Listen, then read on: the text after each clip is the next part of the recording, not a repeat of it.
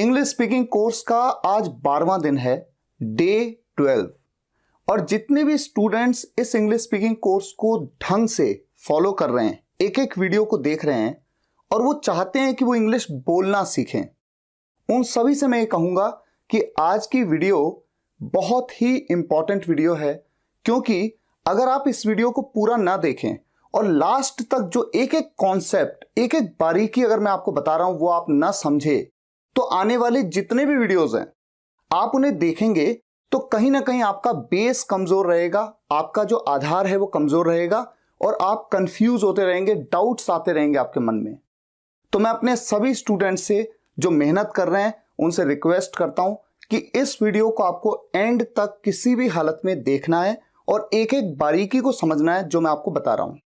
ठीक है, तो आइए शुरुआत करते हैं। इंग्लिश का कोई भी सेंटेंस किसी ना किसी टाइम में होता है। टाइम का मतलब हम सब जानते हैं, समय या वक्त।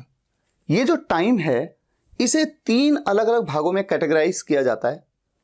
प्रेजेंट का टाइम यानी वर्तमान, ये पल, जो भी ये पल है जब आप मुझे देख रहे हैं वीडियो में, ये जो पल है ये प्रेजेंट है। और इससे 1 सेकंड पहले भी जो चला गया पल वो पास्ट है यानी कि भूत, बीता हुआ पल। और इस पल के बाद जो भी आने वाला है वो भविष्य है यानी कि फ्यूचर, भविष्य। अच्छा, यहां पर लिखा है आने वाला, यहां पर लिखा है बीता हुआ। ये बीता हुआ कल या आने वाला कल नहीं, बीता हुआ पल और आने वाला पल।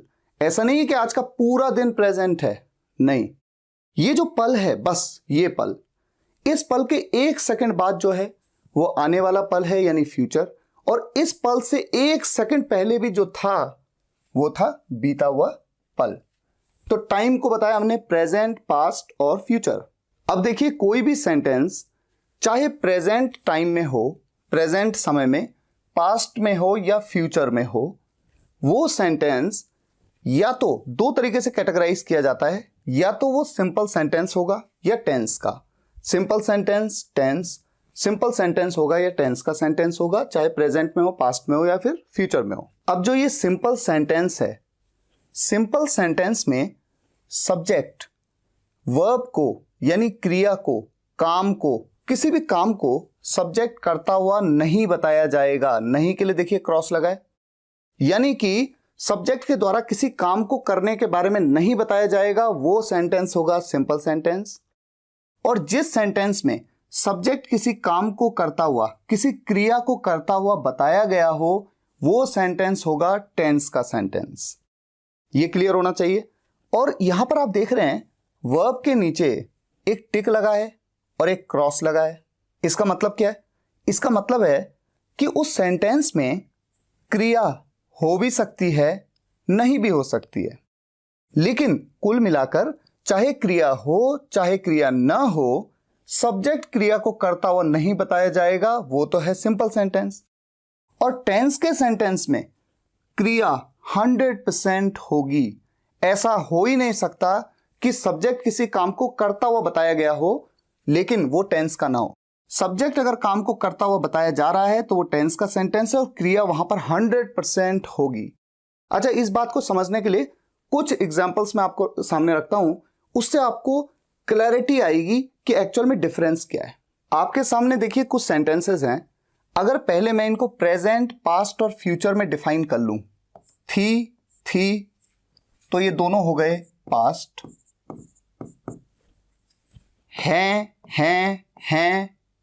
या फिर है, ये सब हो गए प्रेजेंट। और इस सेंटेंस में यहां पर है था, यहां पर था, तो ये पास्ट है। और गा गे गी जब आता है तो फ्यूचर है। ये जनरली हम सब जानते हैं, तो मैं लिख देता हूं। अब ये तो हमें पता है कि कौन प्रेजेंट है, कौन पास्ट है और कौन फ्यूचर है, ठीक है। लेकिन अब हमें ये समझना है कि इन सेंटेंसेस में वर्ब है या नहीं है। पहली बात तो ये, आपने खिड़की तोड़ी थी, आपने खिड़की तोड़ी थी, सब्जेक्ट है आप, तोड़ने का काम किया आपने, तोड़ने को हम ब्रेक कहते हैं, ब्रेक। तो तोड़ना तो एक वर्ब है, तो यहां पर वर्ब है। ये हमें समझ में आ गया। खिड़की टूटी हुई थी, टूटा हुआ होना, टूटना यानी तोड़ना, यानी कि यहां पर भी वर्ब है ब्रेक। ठीक है। मेरे पापा सो रहे हैं, सोना, सोना भी एक वर्ब है, स्लीप। मेरे पापा सोए हुए हैं, सोना, यहां पर भी सोने की बात हो रही है तो आपको लगेगा हाँ ठीक है, यहां पर भी सोना है तो यानी एक वर्ब है, क्रिया है। रवि के 3 भाई हैं, यहां पर रवि के द्वारा किसी काम को करने की बात तो हो ही नहीं रही है, तो यहां पर कोई भी वर्ब नहीं है, तो वर्ब तो यहां पर नहीं है। वो लड़का कार में बैठा हुआ था, बैठना, आप कहेंगे बैठने को सिट कहते हैं तो वर्ब है। वो लड़का कार में बैठ रहा था, यहां पर भी बैठना है, सिट। अभी आप सिर्फ इस चीज को समझते जाइए। वो कल सुबह दिल्ली जा रहा होगा, जाना, यानी वो किसी काम को कर रहा होगा, किस काम को, जाने के काम को, तो यहां पर वर्ब है गो। वो कल सुबह दिल्ली में होगा, यहां पर जाना तो कहीं कहा नहीं, किसी काम को करने की बात नहीं हो रही है यहां पर, इसलिए कोई भी वर्ब नहीं है। मेरे पापा ऑफिस में, इस सेंटेंस में मेरे पापा सब्जेक्ट हैं और मेरे पापा किसी काम को कर रहे हैं ऐसा तो नहीं बताया गया, इसलिए यहां पर भी वर्ब नहीं है। अच्छा, वर्ब नहीं है तो वी लिख देता हूं, वी का मतलब वर्ब हो जाएगा, वर्ब नहीं है। और जहां पर है वो तो मैंने मेंशन कर ही दिया। मेरे मोबाइल में कई गाने हैं, यहां पर भी सब्जेक्ट क्या है, मेरा मोबाइल, मेरे मोबाइल के बारे में बात हो रही है, लेकिन मेरा मोबाइल कोई काम कर रहा है ऐसा तो नहीं बताया गया, इसलिए यहां पर भी वर्ब नहीं है। और इन किताबों में कुछ है, सब्जेक्ट हैं ये किताबें, तो ये किताबें किसी काम को कर रही हैं, कुछ काम करने की बात हो रही है, नहीं, तो यहां पर भी वर्ब नहीं है। अब सबसे पहली बात, जहां पर भी आप देख रहे हैं कि वर्ब नहीं है, क्रिया नहीं है सेंटेंस में, इसका क्लियर सा मतलब है कि वो सेंटेंस एक सिंपल सेंटेंस कैटेगरी का सेंटेंस माना जाएगा। तो अगर मैं इसकी बात करूं, आप कहेंगे सर ये प्रेजेंट का सेंटेंस है, प्रेजेंट टाइम में है, यहां पर कोई वर्ब नहीं है, इसलिए ये एक सिंपल सेंटेंस है। इसी तरह से ये और ये भी सिंपल सेंटेंस है। ठीक है, तो ये सेंटेंसेस तो हो गए सिंपल सेंटेंसेस। अब आ जाते हैं जो जिन सेंटेंसेस में वर्ब्स हैं, क्या वो सिंपल हैं या वो टेंस के हैं, इस चीज को समझना है। आपने खिड़की तोड़ी थी, यहां पर सब्जेक्ट हैं आप, आपने एक काम किया था, आपने तोड़ने का काम किया था, तो सब्जेक्ट के द्वारा किसी काम को करने की बात हुई है, इसलिए यह सेंटेंस टेंस कैटेगरी का सेंटेंस है। ठीक हो गया। लेकिन अब इस सेंटेंस को देखिए, खिड़की टूटी हुई थी। अच्छा, यहां पर सब्जेक्ट क्या है, सब्जेक्ट है खिड़की, क्योंकि खिड़की के बारे में बात हो रही है, पर खिड़की किसी काम को करते हुए बताया गया है क्या? क्या ऐसा कुछ कहा गया है कि सब्जेक्ट ने किसी चीज को किया है, किसी काम को किया है? तो भले ही यहां पर क्रिया है ब्रेक, लेकिन उसके बावजूद यहां पर सब्जेक्ट के द्वारा, ये जो सब्जेक्ट है इसके द्वारा किसी काम को करने की बात नहीं हो रही है। तो मैंने आपसे क्या कहा था, सिंपल सेंटेंस वो होते हैं जिनमें या तो वर्ब होगी ही नहीं, और अगर वर्ब होगी भी तो सब्जेक्ट उस काम को नहीं करता हुआ बताया गया होगा। इसलिए यह सेंटेंस आपका टेंस कैटेगरी का सेंटेंस बिल्कुल नहीं है, यह आपका सिंपल सेंटेंस कैटेगरी का है। तो कोई आपसे पूछे कि कैसा सेंटेंस है, तो आप कहेंगे सर ये पास्ट टाइम का सेंटेंस है, पास्ट। यहां पर वर्ब है ब्रेक, लेकिन सब्जेक्ट उस काम को करता हुआ नहीं बताया गया है, इसलिए यह सेंटेंस एक सिंपल सेंटेंस है। अब आ जाइए इस सेंटेंस पे, मेरे पापा सो रहे हैं। सब्जेक्ट कौन है, किसके बारे में बात हो रही है? मेरे पापा के बारे में। इस सेंटेंस में अगर आप देखें, मेरे पापा सो रहे हैं यानी मेरे पापा सोने का काम कर रहे हैं, क्योंकि सोना भी एक काम है। भले ही आप ये सोचेंगे कि जब वो सो रहे हैं तो वो कोई काम तो कर नहीं रहे, उनके हाथ नहीं हिल रहे, पैर नहीं हिल रहे, लेकिन उनका दिमाग काम कर रहा है। और इंग्लिश में ऐसा ही माना जाता है कि जहां पर भी रहा है, रही है, रहे हैं आ गया, जैसे आप उसे याद कर रहे हो। अच्छा, जब आप किसी को याद करते हो तो क्या आपके हाथ या पैर हिलते हैं? नहीं, आप बैठे होते हो और याद कर रहे होते हो, तो क्या चल रहा होता है? दिमाग चल रहा होता है। तो हम कहते हैं कि ये सेंटेंस टेंस का है, क्योंकि याद करना मिस करना, MISS मिस, किसी को मिस करना भी एक काम है, इसीलिए कहते हैं हम। तो जब मैंने कहा मेरे पापा सो रहे हैं, तो मेरे पापा जो सब्जेक्ट है वो सोने का काम कर रहे हैं। सब्जेक्ट किसी काम को कर रहा है, इसलिए ये सेंटेंस टेंस कैटेगरी का सेंटेंस माना जाएगा। लेकिन ये जो सेंटेंस है, मेरे पापा सोए हुए हैं, यहां पर सब्जेक्ट है मेरे पापा, जैसे यहां पर थे, लेकिन मेरे पापा किसी काम को कर रहे हैं, करते हैं, कर चुके हैं, ऐसा नहीं बताया गया। सोने के काम को कर रहे हैं ऐसा नहीं बताया गया है। क्या बोला गया है? मेरे पापा सोए हुए हैं। काम तो तब बताया जाता अगर मान लीजिए मैं ऐसा कहता, मेरे पापा सोते हैं तो सोने का काम करते हैं, या मेरे पापा सो रहे हैं तो सोने का काम कर रहे हैं।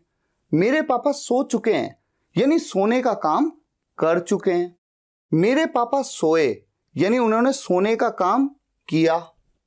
मेरे पापा सो रहे थे, उन्होंने सोने का काम वो कर रहे थे। मेरे पापा सो चुके थे यानी सोने का काम कर चुके थे। मेरे पापा सोएंगे यानी सोने का काम करेंगे। सोना एक काम है तो सोने का काम करेंगे, ऐसा कोई सेंटेंस नहीं है।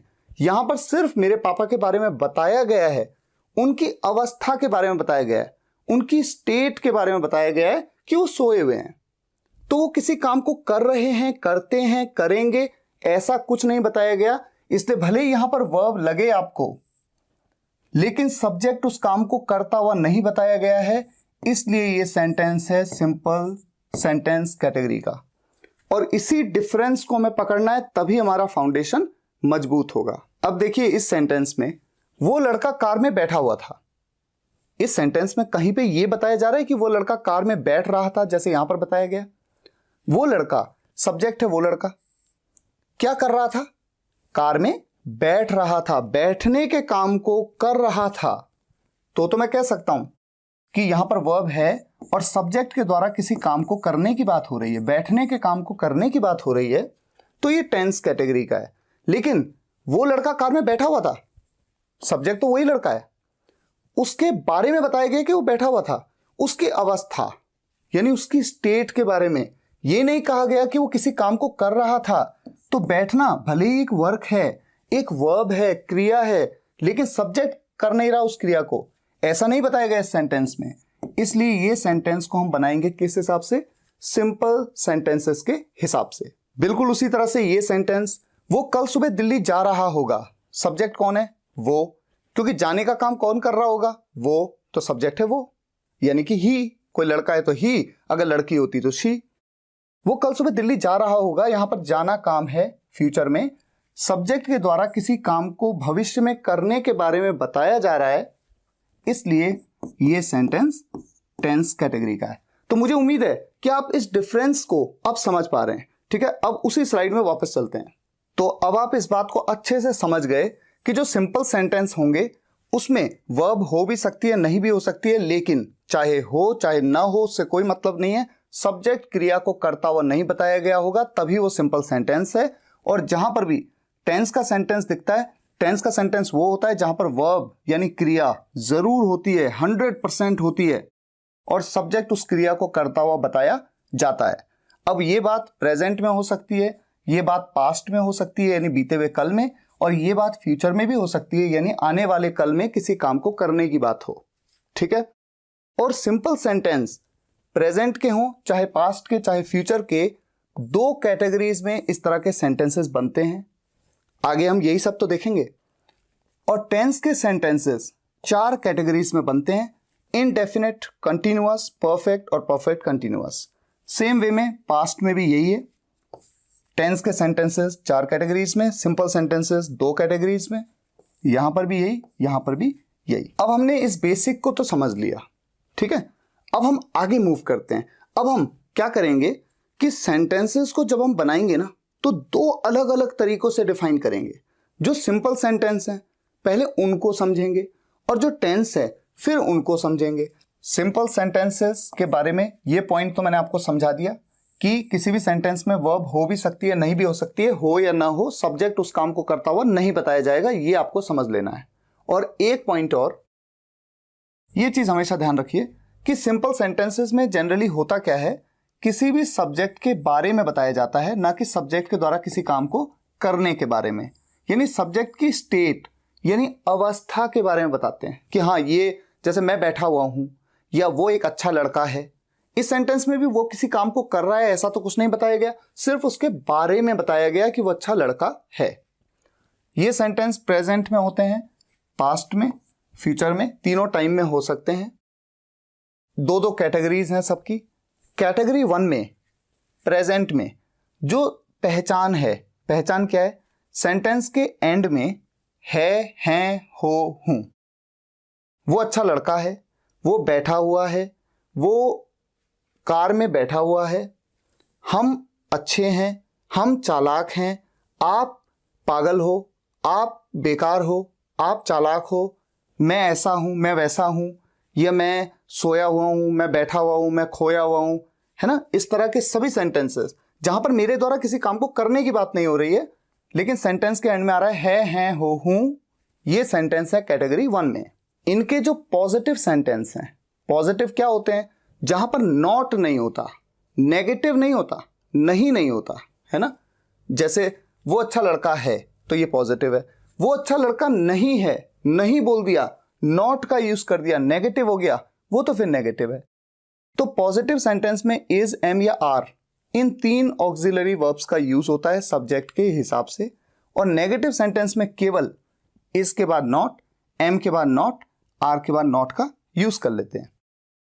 जो दूसरी कैटेगरी होती है प्रेजेंट के सिंपल सेंटेंसेस की, उनमें सेंटेंस किस तरह के होते हैं, पास है, मेरे पास पेन है, आपके पास किताबें हैं, उसके पास एक मोबाइल है, हमारे पास ये है, उनके पास ये है, इस तरह के सेंटेंसेस।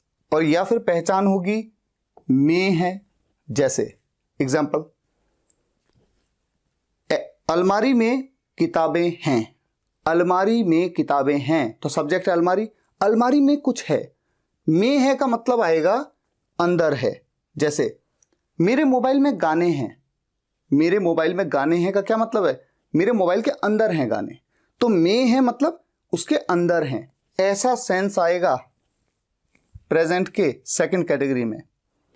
या फिर भाई बहन हैं, जैसे मेरे 2 भाई हैं, आपकी 3 बहनें हैं, उसके कितने भाई हैं, उसकी कितनी बहनें हैं।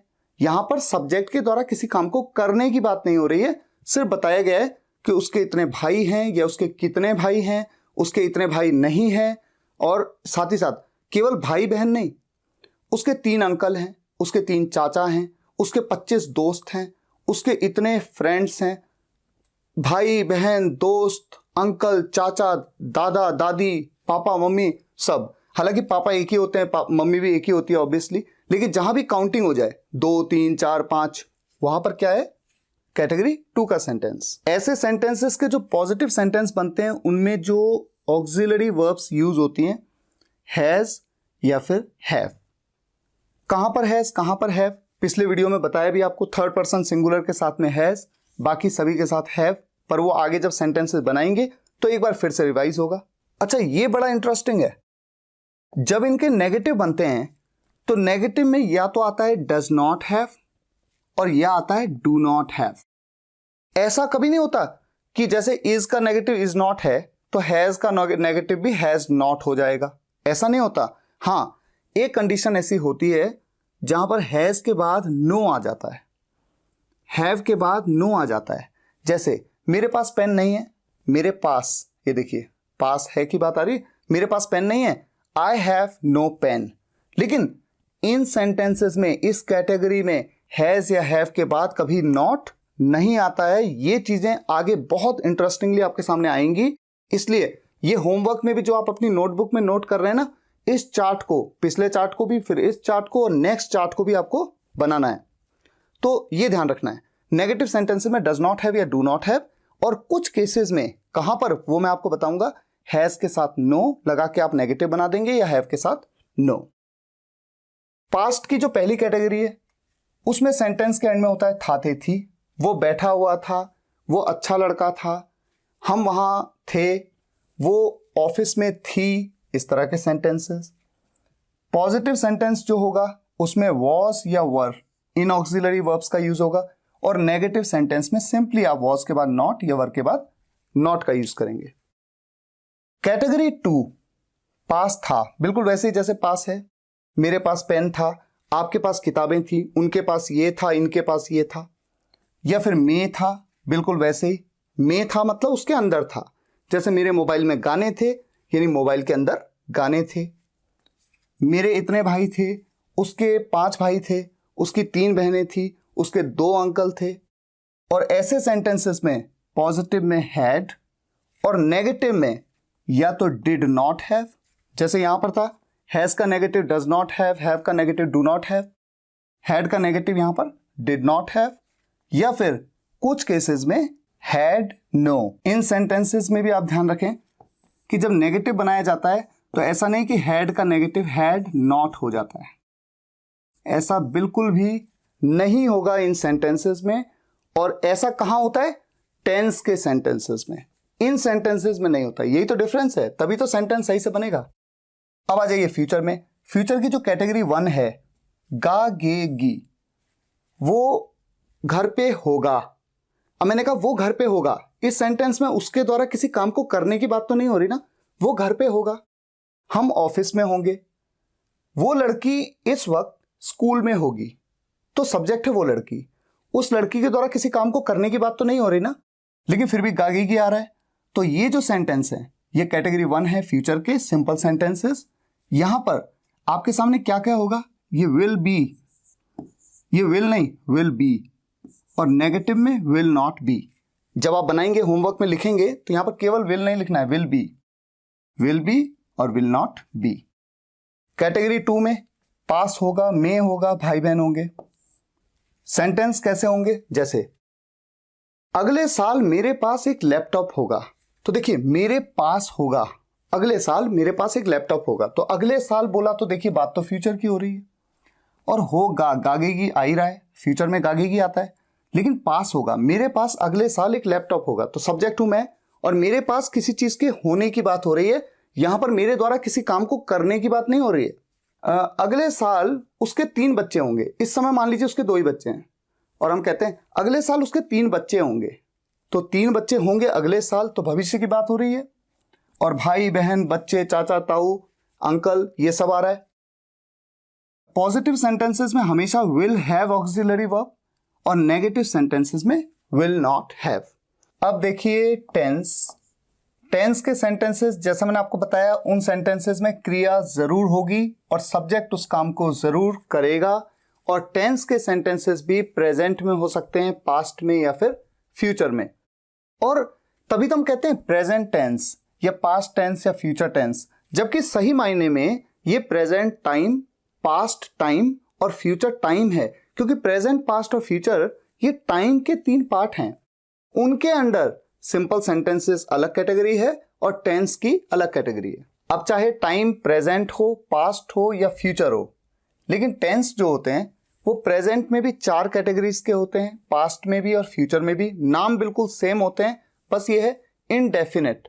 ये जो इनडेफिनेट है, चूंकि प्रेजेंट में है तो हम कहते हैं present indefinite tense, present continuous tense, present perfect tense या प्रेजेंट परफेक्ट कंटिन्यूअस टेंस। अब जो ये प्रेजेंट का इनडेफिनेट टेंस है, इसकी पहचान क्या होती है कि सेंटेंस के एंड में ता, ते, ती के साथ में है, हो, हूं आ भी सकता है, नहीं भी आ सकता है।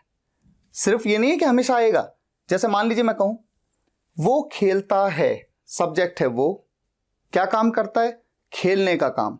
तो खेलना तो एक वर्ब है, एक क्रिया है, और सब्जेक्ट उस काम को करता है, ऐसा बताया गया है। जहां पर सब्जेक्ट के द्वारा किसी काम को करने की बात हो, वही सेंटेंस तो टेंस का होता है। तो वो खेलता है, इस सेंटेंस में तातेती आ रहा है, खेलने के साथ में तातेती, और है आ गया। लेकिन ऐसा भी तो हो सकता है कि ना आए।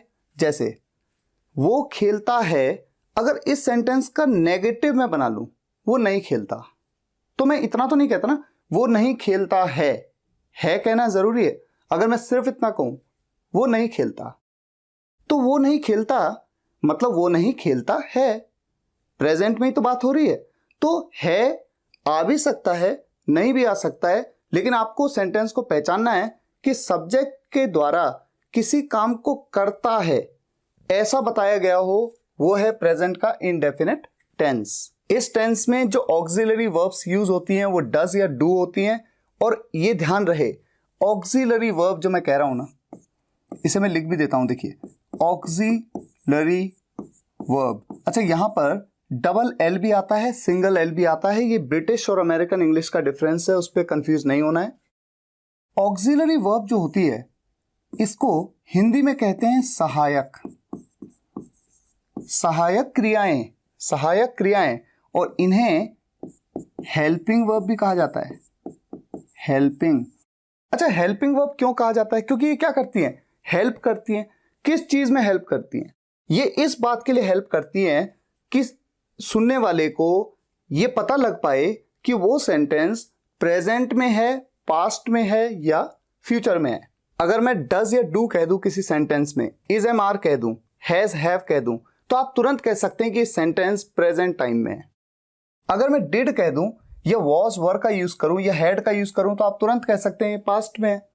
और इसी तरह से अगर मैं किसी भी सेंटेंस में विल का यूज कर लूं तो 100% वो सेंटेंस फ्यूचर में होगा। तो सेंटेंस किस समय में है इस बात को बताने के लिए हेल्प करती हैं, इसीलिए इनको कहते हैं सहायक क्रिया या हेल्पिंग वर्ब, और इसी को कहते हैं हम ऑक्सिलरी वर्ब। अब बात करते हैं प्रेजेंट के दूसरे टेंस की, कंटिन्यूअस टेंस। इस टेंस की पहचान है रहा है, रही है, रहे हैं। जैसे वो खेल रहा है, मैं जा रहा हूं, हम आ रहे हैं, वो मुझे याद कर रहा है, वो कुछ सोच रहा है। ऐसे सेंटेंसेस में आप इज, एम या आर का यूज करते हैं ऑक्सिलरी वर्ब। अच्छा, एक इंटरेस्टिंग चीज और है, ये जितने भी सेंटेंस हैं जब इनके नेगेटिव बनते हैं, नेगेटिव यानी नॉट, तो डज के बाद नॉट, डू के बाद नॉट, इज के बाद नॉट, एम के बाद नॉट, आर के बाद नॉट, हैज के बाद नॉट, हैव के बाद नॉट। जबकि सिंपल सेंटेंस में क्या था? हैज के बाद नॉट नहीं लगता, हैव के बाद नॉट नहीं लगता, हैड के बाद भी नॉट नहीं लगता, या तो नो लगता है कुछ केसेस में, या फिर does not have, do not have या डिड नॉट हैव। तो यही फर्क है टेंस के सेंटेंसेस में और सिंपल सेंटेंसेस में। अच्छा, तीसरा टेंस प्रेजेंट का perfect tense. Present perfect tense की पहचान है चुका है, वो जा चुका है, मैं खेल चुका हूं, मैं टीवी देख चुका हूं, हम गाना गा चुके हैं। या फिर लिया है, दिया है, आया है, गया है, नाचा है, खेला है, उठा है, बैठा है। जैसे मैंने उससे कुछ लिया है, मैंने उसे कुछ दिया है, गवर्नमेंट ने ये करने का ऑर्डर दे दिया है, उन्होंने ये काम कर लिया है, तो लिया है, दिया है। वो मेरे घर आया है, मैं उसके घर गया हूं, तो गया है, गया हूं, गए हैं। तो चुका है, चुकी है, चुके हैं, लिया है, दिया है, लाया है, गया है, उठा है, बैठा है, रोया है, सोया है। या फिर ली है, जैसे मैंने उससे किताब ली है, मैंने उसे एक किताब दी है, ली है, दी है, की है। जैसे मैंने ये काम किया है, या उसने एक गलती की है ना, की है आ गया, तो ली है, दी है, की है। ये सब है present perfect tense. Auxiliary verbs use होती हैं हैज और हैव। प्रेजेंट के परफेक्ट कंटिन्यूअस टेंस में बिल्कुल कंटिन्यूअस टेंस की तरह रहा है, रही है, रहे हैं, लेकिन समय के साथ में। समय के साथ कैसे? जैसे वो सुबह से खेल रहा है, वो खेल रहा है, वो खेल रहा है, केवल इतना सेंटेंस है तो वो कंटिन्यूअस है। लेकिन वो सुबह से खेल रहा है, तो किसी समय से, जब भी ऐसा बताया जाए, जैसे वो 2 बजे से खेल रहा है या वो 4 बजे से पढ़ रहा है, तो किसी भी काम को सब्जेक्ट कर रहा है किसी समय से, ऐसे में वो टेंस कहलाया जाता है परफेक्ट कंटिन्यूअस। और यहां पर जो ऑक्सिलरी वर्ब्स यूज होती हैं हैज बीन और हैव बीन, और समय के लिए सिंस या फॉर में से किसी एक का यूज होता है। ऐसे ही पास्ट में भी, लेकिन फ्यूचर में सिंस, फॉर और फ्रॉम का यूज होता है। ठीक है, ये अभी हम देखते हैं। अब बात करते हैं पास्ट में इंडेफिनिट टेंस। इस टेंस की पहचान क्या है?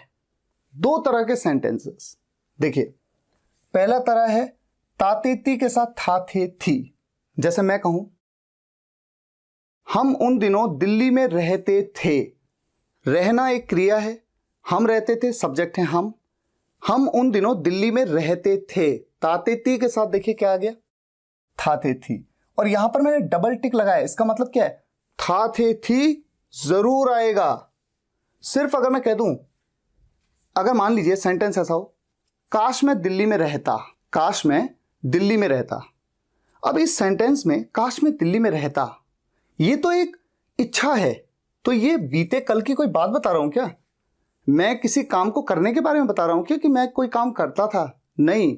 तो जब मैंने कहा काश मैं दिल्ली में रहता, तो रहता ये सेंटेंस ही पास्ट का है ही नहीं, तो ये पास्ट इंडेफिनिट का सेंटेंस हो ही नहीं सकता। ये हमेशा ध्यान रहे। डबल टिक लगाया का मतलब वहां पर था थे थी तो आना ही चाहिए ताते थी के साथ, तभी वो सेंटेंस होगा पास्ट इंडेफिनिट का। और इस सेंटेंस को बनाने का एक तरीका और होता है जिसमें हम यूज टू का यूज कर लेते हैं।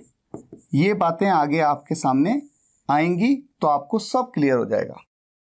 और दूसरी पहचान है इस टेंस की कि इस तरह के सेंटेंसेस पास्ट इंडेफिनिट टेंस में आया गया, उठा बैठा, रोया सोया, हंसा जागा, लिया दिया, आया पिया, खाया, ली दी की।